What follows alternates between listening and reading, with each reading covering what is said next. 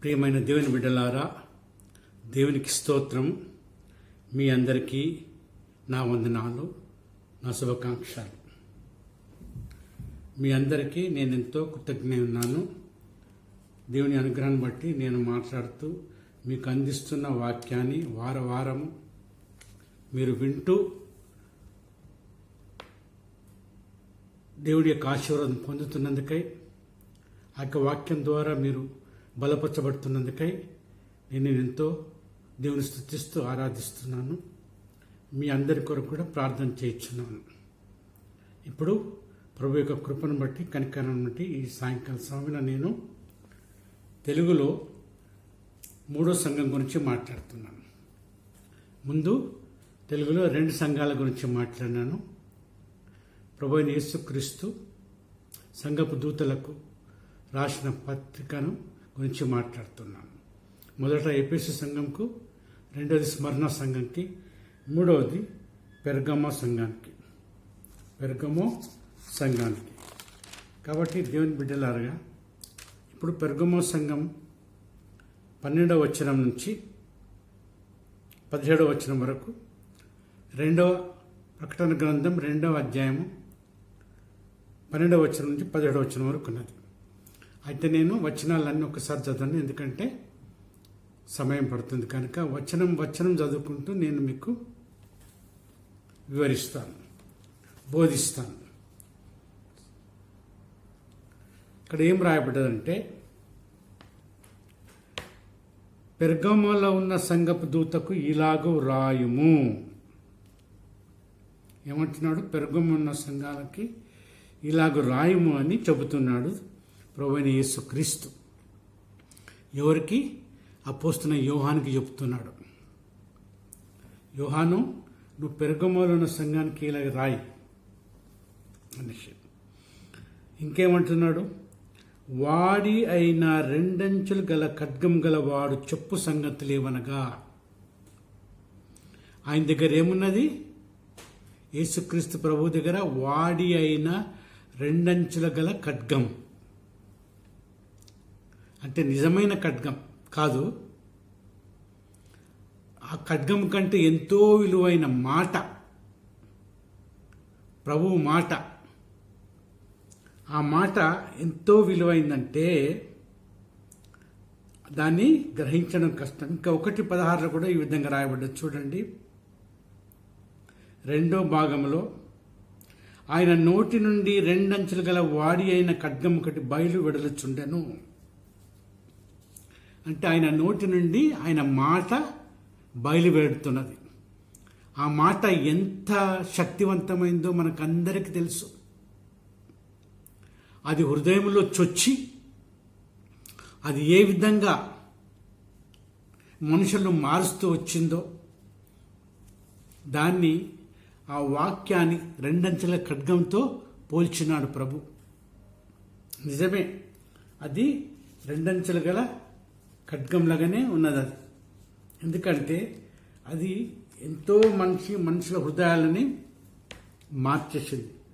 చూడండి, ఆ వాక్యం గురించి బహు చక్కగా రాశాడు అపోస్తలుడైన పౌలు. హెబ్రీయుల పత్రిక 4వ అధ్యాయం 12వ వచనంలో చక్కగా రాశాడు. ఆయన ఏమంటున్నాడంటే, చూడండి, నేను చదువుతున్నాను. ఒకవేళ మీలో ఎవరైనా వాక్యం తీసినట్లయితే నాతో కలిసి చదవండి. ఎందుకంటే వాక్యం చదవడం వల్ల మనము గ్రహించడానికి మంచి అవకాశం ఉంటుంది. ఏమంటున్నాడంటే, ఎందుకనగా దేవుని వాక్యము సజీవమై బలము గలదై 2 అంచులు గల ఎటువంటి ఖడ్గము కంటేను వాడిగా ఉండి, 2 అంచులు గల ఎటువంటి ఖడ్గము కంటేను వాడిగా ఉండి, ప్రాణాత్మలను కీళ్లను ములుగును విభజించునంత మట్టుకు దూర్చు. చూసారా? ప్రాణాత్మలను కీళ్లను ములుగును విభజించినంత మట్టుకు దూర్చు, హృదయం యొక్క తలంపులను ఆలోచనలు శోధించుచున్నది. చూసారా దేవుని బిడ్డలారా? అందుకొరకే ఇంత మహత్తరమైన వాక్యం గురించి, ఇంత శక్తివంతమైన వాక్యం గురించి ప్రభు అయిన యేసుక్రీస్తు దాని రెండంచెలు గల ఖడ్గం అంటున్నాడు. చూడండి, అది ఏ విధంగా మనుషుల జీవితాల్లో, మనుషుల హృదయాల్లో ప్రవేశించి ప్రాణాత్మలను, కీళ్లను, ములుగును విభజించిన మట్టుకు దూర్చు, హృదయం యొక్క తలంపులను, ఆలోచనలను శోధించుచున్నది. ఎంతో భయంకరమైన మనుషులు, క్రూరులు, దుర్మార్గులు, దుష్టులు, నరహంతకులు, వ్యభిచారులు అయినప్పటికీ వాక్యం విన్న వెంటనే ఆ వాక్యం వారి లోపలికి దూరి ఏం చేస్తుందంట? ప్రాణాత్మలను, కీలను విభజించినంత మట్టుకు దూరుచు, విభజించినంత మట్టుకు దూరుచు, హృదయం యొక్క తలంపులను, ఆలోచనలను శోధించుచున్నది. ఈ వాక్యం చేత కదా మనుషులందరూ మారు మనసు పొందుతున్నారు. నీవు నేను కూడా ఈ వాక్యం చేతనే మారు మనసు పొందినాం దేవుని బిడ్డలారా. ఇంత శక్తివంతమైన వాక్యం, అందుకొరకే దేవుడు మళ్ళీ మళ్ళీ దీన్ని మనకు బయలుపరుస్తూ దీని యొక్క శక్తిని గురించి చెబుతున్నాడు. ఎటువంటి రెండు అంచెలు గల ఖడ్గము కంటే శక్తివంతమైంది ఆ యొక్క దేవుని వాక్యం. నిజం, నా జీవితంలో నేను గమనించినట్లయితే, నేను చూస్తూ వచ్చాను, నేను వింటూ వచ్చాను, హంతకులు, దొంగలు, పిట్ పాకెటర్లు, తాగుబోతులు, మోసగాన్లు, పూర్తిగా చెడిపోయిన జీవితంలో ఉన్నవారు, మగవారేంటి, ఆడవారేంటి, అందరు కూడా వాక్యం విన్న తర్వాత మారిపోయినారు. ఎవరో కొంతమంది కఠిన హృదయంతో ఇంకా కఠినంగా పెట్టుకొని నిత్య నాశనానికి పోవడానికి సిద్ధపడుతున్నారు. కానీ ఎవరితో అయితే వాక్యం మాట్లాడిందో వాళ్ళు మాత్రం తమ క్రియలను బట్టి, తమ పాపాలను బట్టి పశ్చాత్తాపడి మారు మనసు పొంది దేవుని దగ్గర ఒప్పుకొని క్షమాపణ పొంది తమ జీవితాన్ని సరిదిద్దుకున్నారు. నేను కొంతమందిని చూశాను, వాక్యం ఎన్నిసార్లు ఉన్నప్పటికీ వారిలో మారు మనసు లేదు. మళ్ళీ ఎంతో భక్తి చూపిస్తారు, గుడికి వస్తారు, రెగ్యులర్గా వాక్యం వింటారు, ప్రార్థన చేసుకుంటారు, బైబిల్ చదువుతారు, కానీ జీవితంలో మార్పు లేదు. ఈ రెండంచెలు గల ఖడ్గము వారి జీవితంలో పనిచేయటం లేదు. వాళ్ళ హృదయం ఎంత కఠినంగా ఉందంటే, ఎంత భయంకరంగా ఉందంటే, అది వాళ్ళ యొక్క ప్రాణాత్మ కీళ్లను, ములుగును విభజించలేకపోతుంది. వాళ్ళు మొండికేసేసినారు. వాళ్ళు అనుకుంటారు మేము చేసింది కరెక్ట్గా ఉన్నది, దేవుని కూడా నచ్చుతుంది అని అనుకుంటారు. కానీ ఆ తీర్పు దినాన వాళ్ళకి తెలుస్తుంది అది ఏంటో. ఆ తీర్పు దినాన ప్రభు అయిన యేసుక్రీస్తు సన్నిధిలో నిలబడి తీర్పు జరిగిస్తున్నప్పుడు, అప్పుడు నరకానికి వెళ్ళండి అని చెప్తారు చూసినావా, అప్పుడు తెలుస్తుంది. ఇప్పుడు ఏమాత్రం తెలియదు, ఎంత చెప్పినా తెలియదు. మొండితనంతో నిండుకొని ఉన్నాడు. మార్పు లేని జీవితంతో నిండుకొని ఇంకా ఇతరుల గురించి చెడు మాట్లాడుతుంటారు, ఇతరులను నిందిస్తారు, ఇతరుల గురించి ఏదేదో మాట్లాడుతుంటారు. చేసేసి తప్పులు వాళ్ళైతే ఆ తప్పులను వేరేల మీద మోపుతారు. ఈ విధంగా ఉంది. కానీ దేవుని వాక్యం ఎంత బలమైందంటే, ఎంత శక్తివంతమైందంటే, ఎలాంటి హృదయాన్ని కూడా శోధించి విభజించి సరిదిద్దుతుంది. కాబట్టి దేవుని బిడ్డలారా, ఇంత గొప్ప వాక్యాన్ని దేవుడు మనకు అనుగ్రహించాడు. 13వ వచనములు అంటున్నాడు, సాతాను సింహాసనమున్న స్థలములో నీవు కాపురమున్నావని నేను ఎరుగుదును, మరియు సాతాను కాపురమున్న ఆ స్థలములో నాయందు విశ్వాసి అయి ఉండి నన్ను గుర్చి సాక్షి అయిన అంతిపయను వాడు మీ మధ్యన చంపబడిన దినములలో నీవు నా నామం గట్టిగా చేపట్టి నా యందలి విశ్వాసమును విసర్జింపలేదని నేను ఎరుగుదును. ఈ పెర్గమో సంఘము ఎక్కడుందంట? సాతాను సింహాసనం ఉన్న స్థలంలో ఉందంట. చూసారా? సాతాను సింహాసనం ఎక్కడుందో ఆ స్థలంలో పెర్గమో సంఘం ఉన్నది. అయితే అక్కడ ఒక అంతిపోయాను వాడు ఒక సాక్షిని ఆ సాతాను వారు చంపేశారు. చంపేసినప్పటికీ సంఘం మాత్రము ఏమంటున్నాడు దేవుడు? సంఘం మాత్రము నమ్మకంగా ఉంది. నా యందలి విశ్వాసమును విసర్జింపలేదని నేను ఎరుగుదనంటున్నాడు. ఆ అంతిపోయిన వాడు చెప్పబడినప్పటికీ సంఘం మాత్రము ప్రభునందు విశ్వాసముతో ముందుకు సాగిపోతూ వచ్చింది. కనుకనే ప్రభు అంటున్నాడు, నా యందు విశ్వాసమును తొలగించలేదు. నా యందు విశ్వాసము గట్టిగా చేపట్టినావు కనుక నేను నీ విశ్వాసాన్ని ఎరుగుదును అంటున్నాడు. ఇంకేమంటున్నాడు చూడండి. కాబట్టి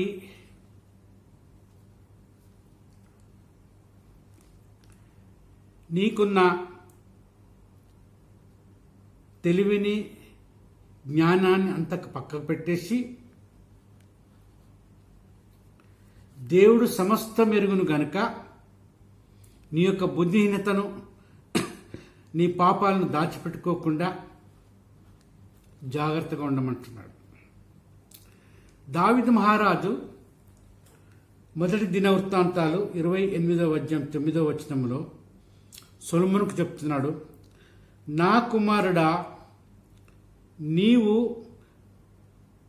నీ తండ్రి దేవుణ్ణి ఎరుగుదు కనుక ఆయనకు సేవ చేయి, ఆయన యందు పరిపూర్ణమైన భక్తితో జీవించు, ఆయనను మనస్పూర్వకంగా ఒప్పుకొని ఆయన కార్యాలను చేయి, ఆయన ధర్మశాస్త్రం గురించి ఆయన ఆజ్ఞల గురించి గ్రహించి తెలుసుకొని దాని ప్రకారంగా నడుచుకోమని తన కుమారుడైన సొలొమోనుకు చెబుతున్నాడు. అంటే మనం కూడా దేవుని యొక్క ఆజ్ఞలను, కట్టడలను, శాసనాలను, విధులను, ధర్మశాస్త్రాన్ని గ్రహించి వాటి ప్రకారంగా నడుచుకోవడం కూడా మన విధి. మనం అనుకోద్దు నాకైతే ఏం పర్వాలేదని. లేదు, మనం కూడా ఆ ప్రకారంగా. అందుకొరకే 14వ వచనంలో ఏమంటున్నాడు చూడండి, నువ్వింత విశ్వాసి అయినప్పటికీ నేను నీ మీద కొన్ని తప్పిదములు మోపవలసినది, అయినను నేను నీ మీద కొన్ని తప్పిదములు మోపవలసినది అంటున్నాడు. మనం అనుకుంటాం మనం ఎంతో పరిపూర్ణులం, ఎంతో విశ్వాసులం, ఎంతో గొప్ప విశ్వాసులం అని అనుకుంటాం. కానీ మన విశ్వాసం ఏమిటో మనం గ్రహించలేం, కానీ మన దేవుడు గ్రహించగలడు. అందుకొరకే అంత సాక్ష్యం ఇచ్చి కూడా దేవుడు పెర్గమో గురించి అయినను నీ మీద కొన్ని తప్పిదములు మోపవలసి ఉన్నది. ఓ సమూయేలు, నీకు నీవు అనుకోకు చాలా భక్తిపరుడవని, నీకు నీవు అనుకోకు నేను దేవుని దృష్టిలో చక్కగా ఉన్నానని. ఇక్కడ చూడు, పెర్గమోతో ఏమంటున్నాడో దేవుడు, ఆయనను నీ మీద కొన్ని తప్పిదములు మోపవలసి ఉన్నది. సైతాను సింహాసనం దగ్గరుంటున్న సంఘము హతసాక్షిని చంపినప్పుడు కూడా విశ్వాసంతో ఉన్న సంఘము అయినప్పటికీ దేవుడు నీ మీద కొన్ని తప్పిదములు మోపవలసినదని చెబుతున్నాడు. ఏంటి ఆ తప్పిదములు? మనం చూద్దాం. విగ్రహాలకు బలిచ్చిన వాటిని తినున్నట్లు అంటే అన్యజనులతో పాలు పంచుకోవడం, అన్యజనులతో జీవించడం, అన్యజనులతో సావాసం కలిగి ఉండడం. ఇంకేమంటున్నాడు? జారత్వము చేయనట్లు ఇశ్రాయేలుకు ఉరియొడ్డుమని బాలాకుకు నాకు నేర్పిన బిలాం బోధనలు అనుసరించేవారు నీలో ఉన్నారు. చూసారా? జారత్వం చేయనట్లు ఇశ్రాయేలుకు ఉరియొడ్డుమని బాలాకునకు నేర్పిన బిలాం బోధ. ఎప్పుడైతే ఇశ్రాయేలీలు మోయాబ్ దేశంలోకి వచ్చారో, నుంచి అక్కడి నుంచి పోతున్నారో, వాళ్ళను శపించమని బాలాకు బిలాం తీసుకొని వచ్చాడు. కానీ బిలాము శపించలేకపోయాడు. ఎందుకంటే ఆయన నోటి మాటలను దేవుడే అదుపులో పెట్టుకున్నాడు. ఆయన పక్కకు తిరిగినా ఎటు తిరిగినా దేవుడు తన మాటలు ఆయన ఉంచి పలికిచ్చాడు. ఆ పలికిచ్చిన మాటలతో బాలాకు ఎంత కోపం వచ్చిందంటే కత్తి తీసుకొని నరకాలనుకున్నాడు బిలామును. కానీ గ్రహించాడు బిలాం చేతిలో కూడా ఏమీ లేదని, దేవుడే అతన్ని ప్రేరేపిస్తున్నాడని. అందుకొరకు బిలాం ఏం చేశాడంటే, ఇట్లా కాదు, నువ్వు నీ మనుషులతోటి జాగ్రత్తం చేపించి వాళ్ళకు అట్లా వాళ్ళని పడగొడుతూ అని చెప్పాడు. అలాంటి వారు నీలో ఉన్నారని దేవుడు ఆ యొక్క పెర్గోమ మీద నింద మోపుతున్నాడు. అలాంటి అలవాట్లు, అలాంటి తలంపులు, అలాంటి ఆలోచనలు, అలాంటి ఊహలు, అలాంటి కోరికలు మనలో ఉండొచ్చు. కాబట్టి దేవుని బిడ్డలారా, మనం అనుకుంటాము, నేను చాలా భక్తిపరురాలని, నా అంత భక్తి గలది ఎవ్వరు లేరు ఈ లోకంలో అనుకుంటాం. అనుకుంటే పాపం చేస్తుంటాం, అనుకుంటే తప్పులు చేస్తుంటాం. కానీ ఆ తప్పులు మనకు కనపడవు. ఎందుకంటే మన కళ్ళకు అంధకారం అయిపోయినాయి. చెడు తలంపులు, చెడు ఆలోచనలు, చెడు మాటలు మాట్లాడుకుంటూనే, ఆలోచించుకుంటూనే, చెడు పనులు చేసుకుంటూనే నా అంత భక్తిపరుడు, నా అంత భక్తిపరురాలు లేరనుకుంటాం. ఈనాడు ఈ లోకంలో అలాగ నడుస్తున్నది. వేషధారణ ఎక్కువైపోయింది. వేషధారణ. దేవుని బిడ్డలారా, దేవుని బిడ్డల్లో సత్యం లేకుండా పోయింది, జీవం లేకుండా పోయింది, యథార్థత లేకుండా పోయింది, పరిశుద్ధత లేకుండా పోయింది. తండ్రి అయిన దేవుడు ఏంటో ప్రభువైన యేసుక్రీస్తు మత్తయి సువార్త 5వ అధ్యాయం 40 చెప్తున్నాడేమో. ఏమంటే, మీ తండ్రి పరిశుద్ధుడైనట్లు మీరును పరిశుద్ధులై పరిపూర్ణులు కండి అని చెప్తున్నాడు. మీ దేవుడు పరిశుద్ధుడైన ప్రకారం మీరును పరిశుద్ధుడండి అని పేతురు చెప్తున్నాడు. ప్రియమైన దేవుని బిడ్డలారా, మనం ఈ లోకాశలకు, శరీరాశలకు, డబ్బాశకు, నేత్రాశలకు లొంగిపోయి వాటిని అనుసరిస్తూ గుడ్డితనంతో జీవిస్తున్నామా? మనల్ని మనం పరీక్షించుకుందాం. ఎందుకంటారా, ఆ గుడ్డితనంలోనే మనము నశించిపోతాం. ఆ గుడ్డితనంలో మనం నశించిపోకుండానట్లు మనము జాగ్రత్తగా ఉండాలి. అందుకొరకే దేవుని వాక్యంలో ఏం రాయబడ్డదంటే, ద్వితీయోపదేశకాండం 25వ అధ్యాయం 16వ వచనంలో, ఎవరైతే చెడును జరిగిస్తున్నారో, ఎవరైతే అవినీతిని జరిగిస్తున్నారో, ఎవరైతే అసహ్యమైన కార్యాలు చేస్తున్నారో వారందరినీ దేవుడు శిక్షించనే ఉన్నాడు. వారందరినీ శిక్షించనే ఉన్నాడు. మన దేవుడు ప్రేమ స్వరూపి, సహనం కలిగిన దేవుడు, శాంతం కలిగిన దేవుడు. మనం ఎన్ని పాపాలు చేస్తున్నప్పటికీ, ఎన్ని తప్పులు చేస్తున్నప్పటికీ, ఎన్ని అవిధేయతలు చూపినప్పటికీ, ఎన్ని దుర్గారమైన పనులు చేసినప్పటికీ ఆయన మన పట్ల దీర్ఘశాంతం కలిగి నా బిడ్డ, నా కొడుకు అని చెప్పి ఆయన ఎదురు చూస్తూ ఉన్నాడు. 15వ వచనంలో అంటున్నాడు, అటువలనే నికోలాయితుల బోధన అనుసరించే వారును నీలో ఉన్నారు.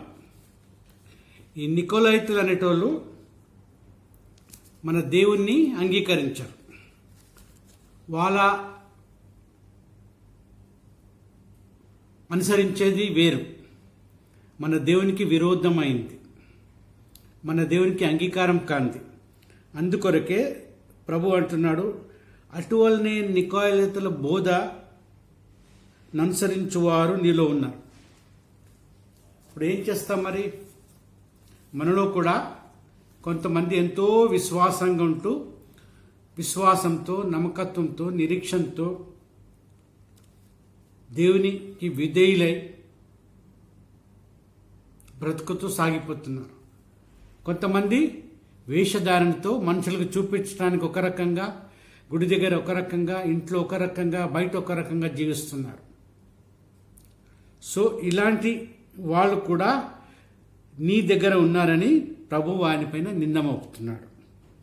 మోపుతూ ఆయన 16వ వచనములు అంటున్నాడు ఏంటంటే, కావున మారు మనసు పొందుము. ఏమంటున్నాడు? కావున మారు మనసు పొందుము. మారు మనసు పొందాలంటే ఏం చేయాలి? మనం చేసే కార్యాలన్నిటి నుండి తిరగాల, వాటిని విడిచిపెట్టాలి. 2వ రాజులు 17వ అధ్యాయం 13వ వచనం నుండి ఏమని రాసిందంటే, మీరు మీ చెడు కార్యాల నుండి, చెడు మార్గం నుండి తిరగండి, తిరిగి నా ఆజ్ఞలను అనుసరించండి, నా శాసనాలను అనుసరించండి, తర్వాత నా ధర్మశాస్త్ర ప్రకారంగా నడుచుకోండి, ఏవైతే నేను మీకు ఆజ్ఞాపించినానో, మీ తండ్రులకు ఆజ్ఞాపించినానో వాటిని అనుసరించండి. నేను నా సేవకులను, ప్రవక్తలను కూడా పంపించి మీకు చెప్పించాను. అయినప్పటికీ మీలో మార్పు లేని జీవితమే, మీలో మార్పు లేని జీవితం. కావున మీరు మారు మనసు పొందండి. ఏమంటున్నాడు? మీరు మారు మనసు పొందండి. ఇంకా వాక్యంలో ఏం రాసిందంటే, ప్రసంగిలో 9వ అధ్యాయం 5వ వచనంలో,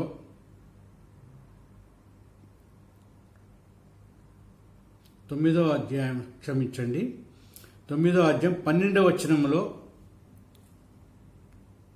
ఒక చేప ఏ విధంగా వలలో చిక్కుకుంటుందో మనం కూడా ఆపత్కాలంలో ఆ విధంగా చిక్కుకుంటాం. ఎందుకంటే మనం మారు మనసు పొందలేదు.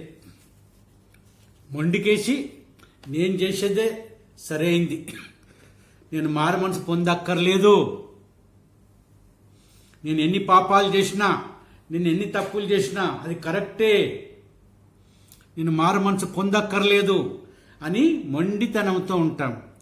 అయితే ఇక్కడ ప్రసంగి ఏం రాస్తున్నాడు? చేప ఏ విధంగా వలలో చిక్కుకొని కొట్టుకుంటుందో అదేవిధంగా మనిషి కూడా ఆపత్కాలంలో ఆ విధంగా చిక్కుకొని కొట్టుకుంటాడు తన ప్రాణం కొరకు. కానీ ఏ మార్గం అతనికి దొరకదు, ఏ మార్గం అతనికి దొరకదు. ఎందుకంటే వాళ్ళు చేసే పనులు దేవునికి విరోధమైన కార్యాలు, అవినీతి కార్యాలు, అసహ్యమైన కార్యాలు. అయినప్పటికీ వాక్యం వారితో మాట్లాడుతున్నప్పటికీ ఆ వాక్యాన్ని త్రోసేసి నేను చేసేది కరెక్ట్, నేను చేసేది సరి అయిందే, నా అంత నీతిమంతుడు, నా అంత దైవభక్తిరాలు ఇంకెవ్వరు లేరు అని అనుకొని అదే జీవితంలో సాగిపోతుంటాను. కానీ ఏమంటున్నాడు ప్రసంగి? చేప పిల్ల అనుకోని సమయంలో వలలో ఎట్లా చిక్కుకుంటుందో అట్లనే మనం కూడా అనుకోని సమయంలో చిక్కుపడిపోతాం. అప్పుడు ఆలోచన చేసి లాభం లేదు, ఏడ్చి లాభం లేదు, దుఃఖించి లాభం లేదు, ఏమీ లాభం లేదు. కాబట్టి ఇప్పుడే మనము మారు మనసు పొందాలి. లేకపోతే ఏమంటున్నాడు చూడండి, లేని ఎడల నేను నీ ఎదుకు త్వరగా వచ్చి నా నోట నుండి వచ్చి ఖడ్గం చేత యుద్ధం చేస్తానంటున్నాడు. మనతోటే కాకుండా మనతో కూడా సావాసం కలిగిన వాళ్ళతో కూడా యుద్ధం చేస్తాడు దేవుడు. ఎందుకంటే దేవుడు గొప్ప దేవుడు, సర్వశక్తిమంతుడు. ఆయన మాట మాత్రం ఆజ్ఞాపిస్తే ఈ లోకమంతా నశించిపోతుంది. ఏ విధంగా రెండో దినాన ఆకాశం నీరు వేరైపోయి ఎండిన నేల భూమి కనబడుగాక అంటే కనబడ్డదో, ఏ విధంగా నోవా కాలంలో 40 దినాల కుండ వర్షం కురిపించి లోకాన్ని నాశనం చేశాడో, అదేవిధంగా ఇప్పుడు కూడా ఆయన మాట మాత్రం సెలవిస్తే లోకమంతా నశించిపోతుంది. మనందరికీ బాగా తెలుసును మన దేవుని యొక్క శక్తి, మహాత్మ్యము, ఘనత, ప్రభావాలు. ఆయన ఏమనుకుంటే అది చేయడానికి సామర్థ్యం కలిగిన దేవుడు.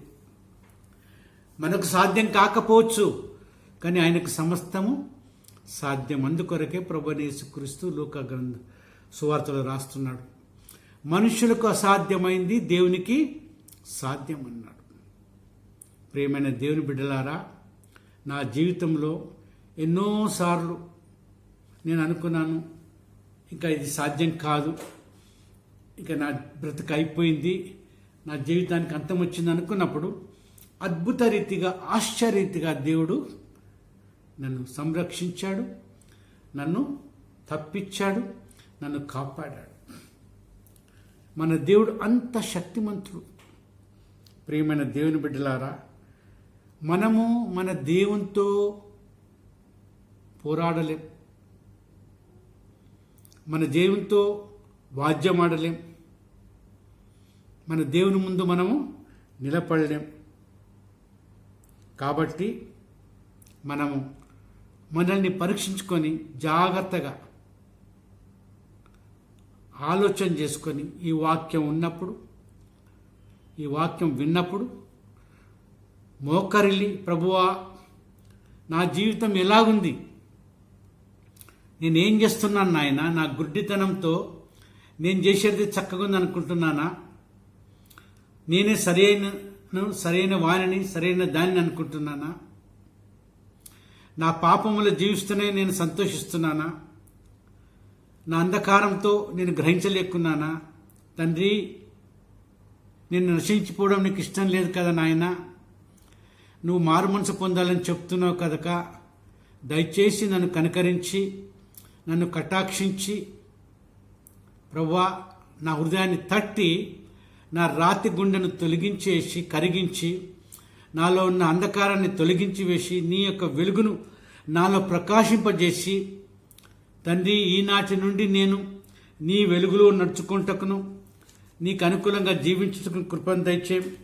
ఇంతవరకు నేను చేసిన పాపాలన్నిటిని బట్టి నీ దగ్గర క్షమాపణ కోరుతున్నాను, నన్ను క్షమించుము, నన్ను కరుణించుము, నన్ను కటాక్షించమని అడుగు. అప్పుడు 17వ వచనములు అంటున్నాడు,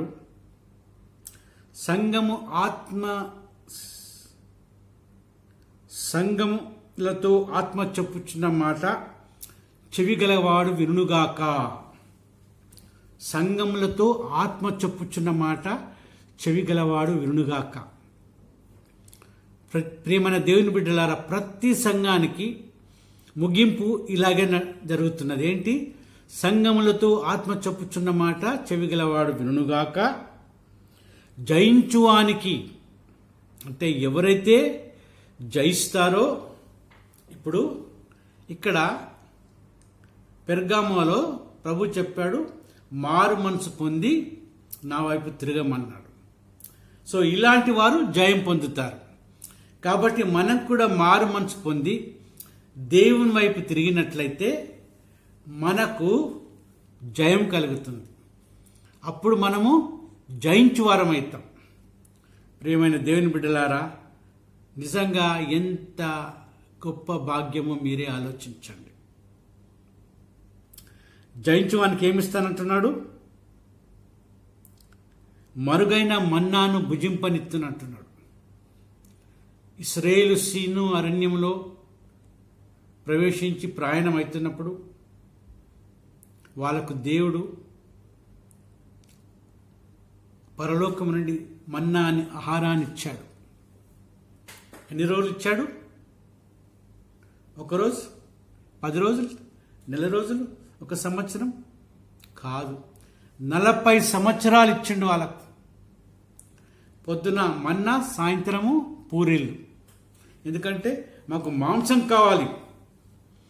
మేము ఐగుప్తులో ఎంతో చక్కగా మాంసం తిన్నాము, ఉల్లిపాయలు తిన్నాము, దోసకాయలు తిన్నాము, ఇవన్నీ తిన్నాము. ఈ అరణ్యంలో మాకు ఈ మన్నా తప్పితే ఇంకేం లేదని చెప్పి సన్నుకుంటే దేవుడు వారికి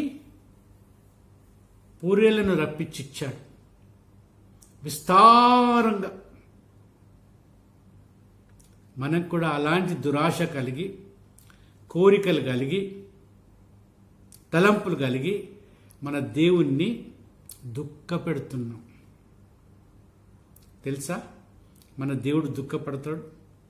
రాజాది రాజు, దేవాది దేవుడు, సర్వలోక సృష్టికర్త అయిన దేవుడు మట్టి ఘటాలమైన మన నిమిత్తము ఆయన దుఃఖిస్తున్నాడు. ప్రియమైన దేవుని బిడ్డలారా, ప్రియమైన విశ్వాసులారా, ఇంకా ఎంతకాలం మన ప్రభువుని, మన పరలోకపు తండ్రిని, మన ప్రేమగల తండ్రిని మనం దుఃఖపెడదాం? ఆయనకు అవిధేయులమై ఇంకా ఎంతకాలం మనం ఆయనను అవమానపరుస్తాం? ఆయనకు విరోధంగా పాపం చేస్తూ ఈ పాపలోకములో, ఈ అన్యజనుల మధ్య ఈనాడు క్రైస్తవులంటే ఎంత చెడ్డ పేరుందంటే అంత చెడ్డ పేరుంది. తాగుబోతులు, తిరుగుబోతులు, తిండిబోతులు, వ్యభిచారులు, వంచకులు, అబద్ధికులు, మోసగాండ్లని. అది కూడదు. దానివల్ల మనము నశించిపోతున్నాము. దానివల్ల మనల్ని ప్రేమించిన మన పరమ తండ్రిని దుఃఖపెడుతున్నాం. మనల్ని ప్రేమించి మనల్ని పాపము నుండి, శాపము నుండి, మరణము నుండి విడిపించటానికి తనకు అద్వితీయుడు ఏకైక కుమారుని యేసు క్రీస్తు ప్రభువును ఈ లోకానికి నీ నిమిత్తం, నా నిమిత్తం పంపి పాప పరిహార్థ బలిగా శిలువలో అర్పించాడు. ఆ ప్రభు శిలువలో ఉదయం 9 గంటల నుంచి సాయంత్రం 3 గంటల వరకు, అంటే దాదాపు 6 గంటల వరకు శిలువలో విరలాడుతూ, భూమికి ఆకాశానికి మధ్యలో విరేలాడుతూ తన శరీరంలో ఉన్న ప్రతి రక్తపు చుక్కను మన కొరకు ధారపోశాడయ్యా. బిడ్డలారా, ఒక్కసారి ఆ శిల్వ దృశ్యాన్ని జ్ఞాపకం చేసుకోండి. దయతో మిమ్మల్ని బతిమలాడుతున్నాను, మిమ్మల్ని గోజాడుతున్నాను, మిమ్మల్ని అర్థిస్తున్నాను. ఆ శిల్వ దృశ్యాన్ని ఒక్కసారి జ్ఞాపకం చేసుకోండి. కళ్ళు మూసుకొని ఆ శిల్వ దృశ్యాన్ని జ్ఞాపకం చేసుకోండి.